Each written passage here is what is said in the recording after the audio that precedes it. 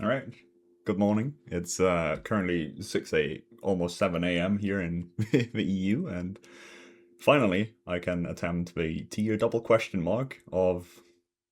I actually don't know the name of this boss. But yeah. Azta'rec, alright. I have no idea how the scaling is gonna be, so let's just go in and see. Of course I have the add-on, a very popular add-on for this delve.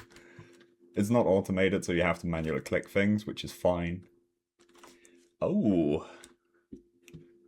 Also, I have the Arathi healer buff, which you can still just go into Hollow Fall from the Wall Within and get. It's a 3-hour buff that just passively heals you.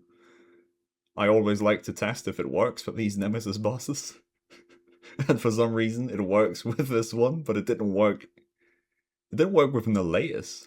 Like last season it didn't work in the instance. I couldn't summon into the delve with it, so I'm positively surprised it works.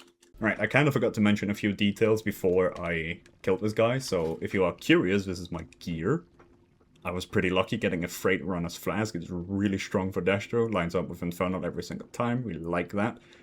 My map from last week was a ring, Haste Mastery, really good. Other than that, crafted cloak, crafted wrists, both with the mana one. That's about it. Nothing fancy besides that, at least I don't think. Just high eye level. As for talents, if you want, here's the talents. You can't properly see over here, but I am running Pact of Gluttony and I am running Swift Artifice. I will also just, you know, export this talent build up if you want it, but it is just the basic Destro single target build. So there's nothing fancy here. As for my Valeera power-ups, I play her as a healer, obviously. Sulfur's Venom, just... I don't know what's best, this just seems fine. This one, Corrosive Bile Spear, again, not sure if it's best at all, but it seems fine to me. And Soul Cracking Dreamcatcher. Unfortunately, I still don't have this at a higher rank, but it seems really strong. Whenever any party member interrupts or crowd controls an enemy, elite enemy specifically, the Dreamcatcher shadows their soul, causing them to take 15% increased damage. So remember, whenever the boss or the ad casted anything and I interrupted, I would then do 15% more damage to them. So that was probably pretty nice to have for this one. Also Valeera, I managed to level her up to 80 last week. Seemed pretty reasonable to do that. And for the Codex, I swapped to Ouroboros Cycle in favor over Plague of Corrosion. It seemed Plague of Corrosion did very little. I still played Olotec's Gift as per Method's recommendation list. Method recommended Olotec's Gift, Plague of Corrosion, or Ouroboros Cycle. Actually, just for the damage breakdown out of curiosity, Olotec's Gift did only 600k. Again, I'm not too sure about this power-up. Play what you want. I'd say the cause of my wife mostly has been tied to this fucking add-on. But then again, trying to memorize them, I would prefer not doing that, thank you very much. It's way too many to memorize.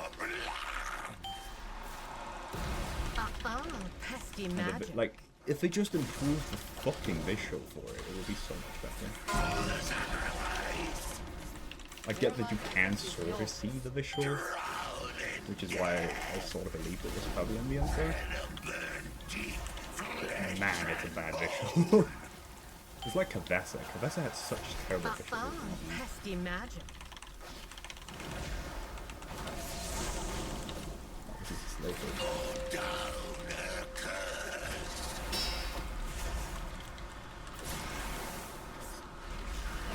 I've drawn a healing circle.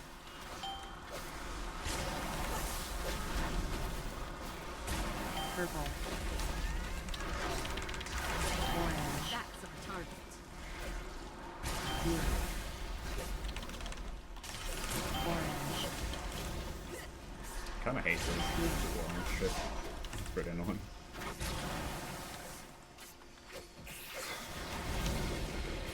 Okay. Deep flesh and bone, drown super low. Fucking slam. I've got a spell. Wow, he said a different voice line for the cast this time, it almost tripped me. But then, I think he has 2 different voice lines for his cast. The other one is pretty evident compared to just unworthy. I could try and risk it and just, you know, phase him after the second cast here instead of waiting for the third. But if I want to do that, I kinda have to rely on being able to kill the item information. I don't want to have to rely on that, so I think we do the coward, or safe word that here. He's also pretty high HP, so maybe it's for the better waiting. Pesty magic. Pesty magic. Really resistance, so annoying now. 65. I think ideally it's stop Their at life 60. essence is yours. Claim it. Don't be on the edge now. Die to that shit again. Don't have to cut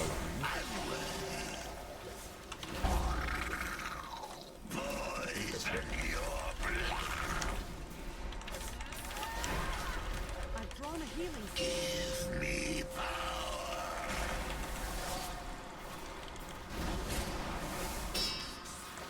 Marked for death.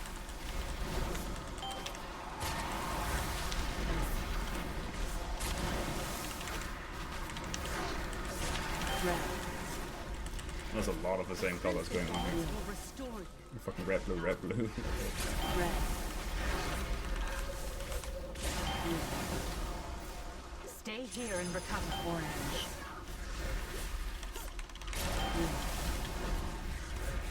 Lots of blue.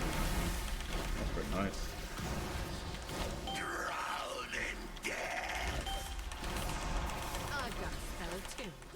Dispel. Right, he's like the lowest he's ever been after that intermission, so I think we're just sticking to pushing in the second cast for this intermission. Seems pretty consistent. Oh, I guess it gives lower health because the intermission is longer. Yeah, that makes a lot of fucking sense actually. Why did I never connect the dots? Marked for death. Drown in death. It's already at 40. Oh. Second intermission bonus. Nuts. I've got a spell too. Dispel. Preferably not good if I want to vote now. 10 seconds for his next cast. This is going to line up nicely. Can't outrun poison. Unworthy drowning. Unfortunately, I don't push before the Venom Stormy does that which I have to be easy again. I'm taking a bit slow here. I want him to use his front and maybe. Oh no. Okay. Venom burn deep. Good. Flesh all down a curse.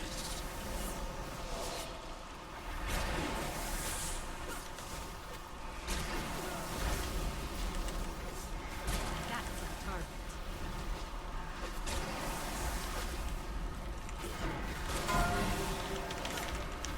I've drawn a healing orange.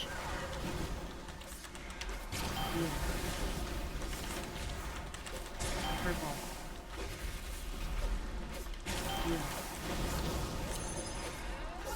Orange. Stay here and recover. Red. Whoa, red. I forgot that. Purple. Ah.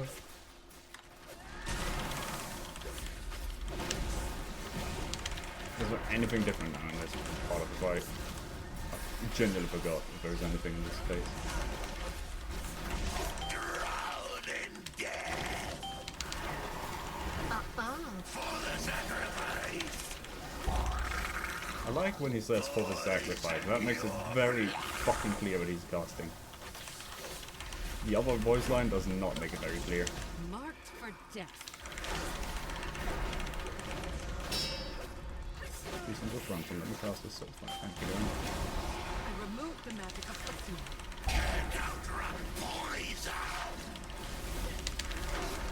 Drown in Alright, I think we're home safe.